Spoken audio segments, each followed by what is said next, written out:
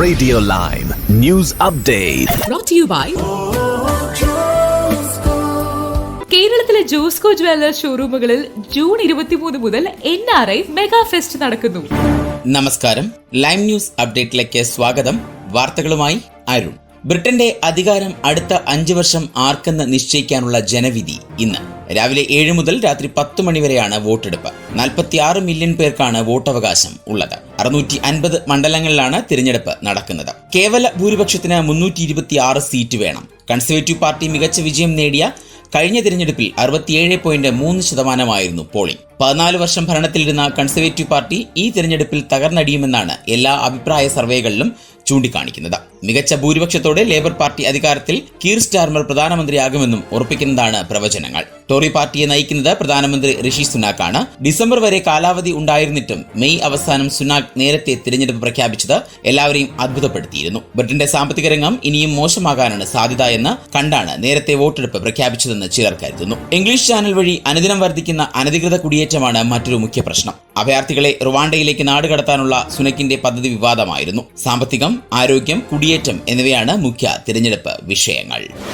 ബ്രിട്ടനിൽ വാടക നിരക്കുകൾ പുതിയ റെക്കോർഡിൽ. രാജ്യത്തെ ശരാശരി പ്രൈവറ്റ് വാടക നിരക്കുകൾ പുതിയ റെക്കോർഡ് ഉയരം കീഴടക്കി. ഇതോടെ 1,20,000-ൽ അധികം റെന്റൽ പ്രോപ്പർട്ടികൾ നിർമ്മിക്കാൻ പുതിയ ഗവൺമെന്റ് പ്രാമുഖ്യം നൽകണമെന്ന് ആവശ്യം ഉയർന്നു കഴിഞ്ഞു.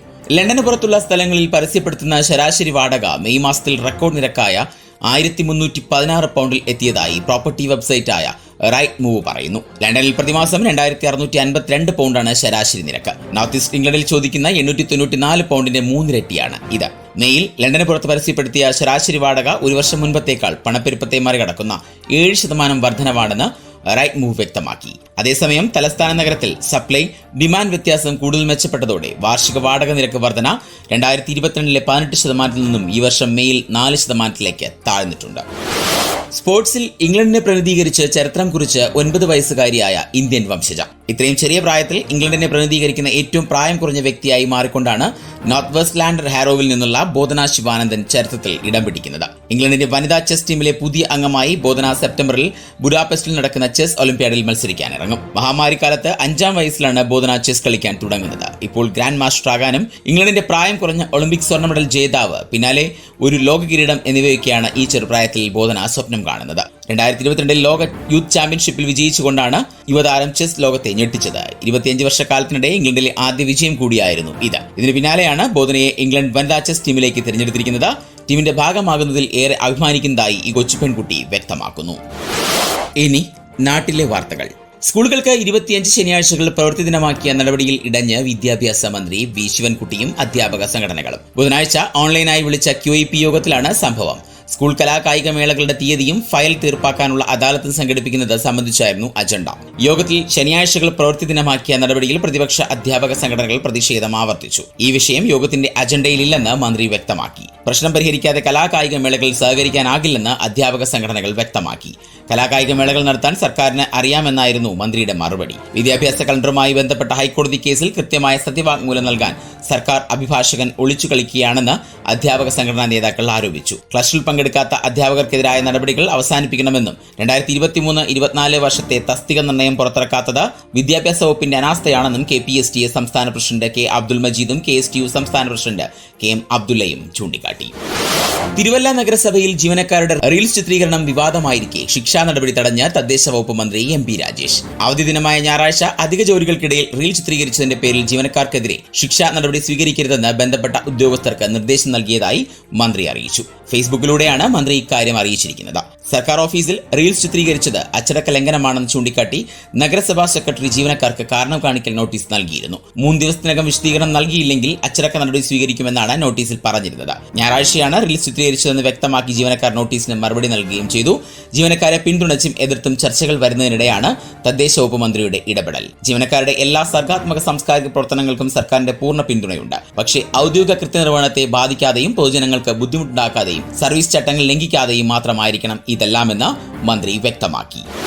സംസ്ഥാനത്ത് വിവിധ IPS ഉദ്യോഗസ്ഥർക്ക് സ്ഥലം മാറ്റം. Thiruvananthapuram city police commissioner CH നാഗരാജുവിനെ മാറ്റി. പകരം G. സ്പർജൻ കുമാറിന് തിരുവനന്തപുരം സിറ്റി പോലീസ് കമ്മീഷണറുടെ ചുമതല നൽകി. CH നാഗരാജുവിനെ police housing and construction corporation ചെയർമാനും MD-യുമാക്കി മാറ്റി നിയമിച്ചു. സഞ്ജീവ് കുമാർ പട്ജോഷി മനുഷ്യാവകാശ കമ്മീഷൻ DGP ആകും. തൃശൂർ കമ്മീഷണർ സ്ഥാനത്ത് നിന്ന് മാറ്റിയ അങ്കിത് അശോകൻ ഇന്റലിജൻസ് SP-യും സതീഷ് ബിനോ പോലീസ് ആസ്ഥാനത്ത് DIG-യും ആകും. Thiruvananthapuram commissioner P. Prakash Kozhikode crime branch IG ആവും. നിലവിൽ മനുഷ്യാവകാശ കമ്മീഷനിൽ IG ആണ് അദ്ദേഹം. Kerala police housing and constructions corporation ചെയർമാനും MD-യുമായ സഞ്ജീവ് കുമാർ പട്ജോഷിയെ സംസ്ഥാന മനുഷ്യാവകാശ കമ്മീഷൻ അന്വേഷണ വിഭാഗത്തിൽ DGP ആയി നിയമിച്ചു. ദക്ഷിണമേഖല IG G. സ്പർജൻ കുമാറിന് തിരുവനന്തപുരം ജില്ലാ കമ്മീഷണറുടെ അധിക ചുമതലയാണ് നൽകിയിട്ടുള്ളത്. ഇനി സ്പോർട്സ് വാർത്തകൾ. യൂറോ കപ്പ് ക്വാർട്ടർ ഫൈനലിൽ ആരാധകരെ കാത്തിരിക്കുന്നത് തീപാറും പോരാട്ടങ്ങൾ. വെള്ളിയാഴ്ചയാണ് ക്വാർട്ടർ ഫൈനൽ മത്സരങ്ങൾക്ക് തുടക്കമാവുക.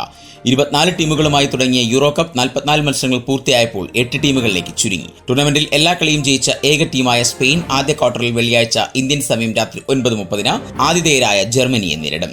സ്പെയിൻ പ്രീ ക്വാർട്ടറിൽ നവാഗതരായ ജോർജിയെ തകർത്തപ്പോൾ ഡെൻമാർക്കിനെ 2 ഗോളിന് മറികടന്നാണ് ജർമ്മനി എത്തുന്നത്. കിലിയൻ എംബാപ്പയുടെ ഫ്രാൻസും ക്രിസ്ത്യാനോ റൊണാൾഡോയുടെ പോർച്ചുഗലും വെള്ളിയാഴ്ച ഇന്ത്യൻ സമയം രാത്രി 12:30 നേർക്കുനേർ പോരാട്ടത്തിനിറങ്ങും. മത്സരശേഷം വമ്പൻ താരങ്ങളിൽ ഒരാൾക്ക് നാട്ടിലേക്ക് മടങ്ങാം.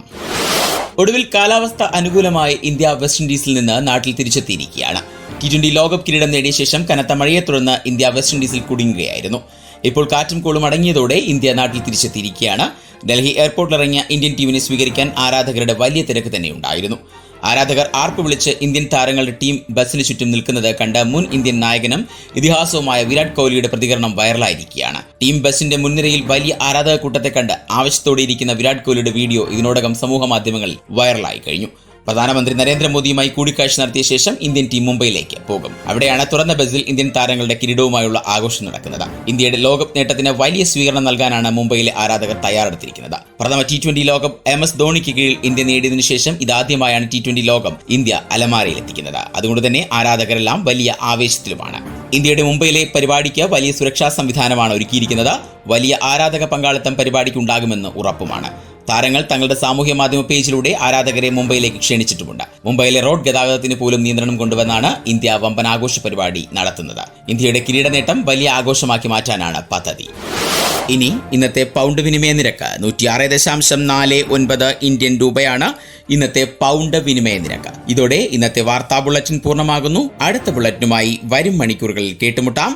നന്ദി, നമസ്കാരം. കൂടുതൽ വാർത്തകൾക്കും വിശേഷങ്ങൾക്കുമായി റേഡിയോ ലൈം ആപ്പ് ഡൗൺലോഡ് ചെയ്യൂ. പ്ലേ സ്റ്റോറിൽ നിന്നും ആപ്പ് സ്റ്റോറിൽ നിന്നും.